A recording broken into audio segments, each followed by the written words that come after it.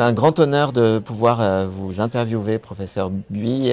Eric, si je peux m'autoriser. Bien sûr. Vous venez d'animer une magnifique session au Congrès de l'Encéphale. Moi, j'ai une première question qui est, bon, ok, tout ça, mais en vrai, entre nous, on est juste entre nous. Il n'y a pas grand-chose de nouveau sur le plan psychopharmacologique du PTSD? Bah écoute David, il y a quand même l'ecstasy.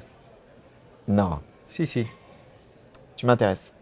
Bah, l'ecstasy, mais alors seulement si tu écoutes de la musique en même temps. De la bonne musique. De la bonne musique qui est temps. En fait, très récemment, les autorités de régulation des médicaments australiens ont autorisé l'ecstasy, donc le MDMA, pour le traitement du stress post-traumatique, donc dans des conditions spécifiques. En fait, ce qu'il faut savoir, c'est que sur les dernières années, il y a eu plusieurs études d'une psychothérapie qui est assistée par l'ecstasy pour traiter le stress post-traumatique et ça marche plutôt bien. On peut faire ça dans ton service assez rapidement? Alors là, on va éteindre la caméra et on en parle. D'accord. Plus sérieusement, sur le plan des psychothérapies, là encore, est-ce qu'il y a réellement du neuf? Il y a du neuf avec de l'ancien.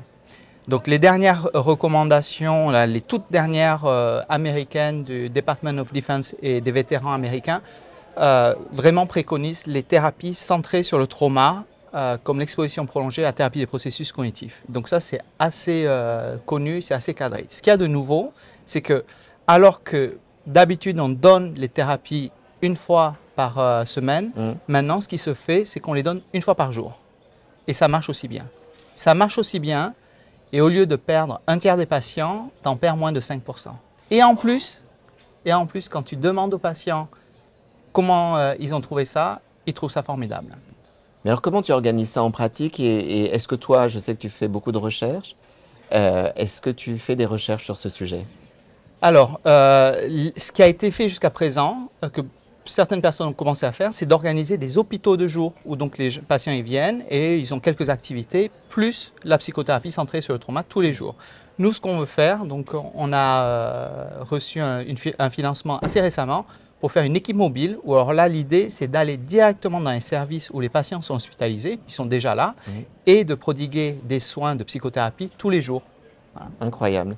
Mais alors, combien de séances en pratique? En pratique, c'est entre 8 et 12 séances en fonction du protocole. Donc 8-12 jours, en fait.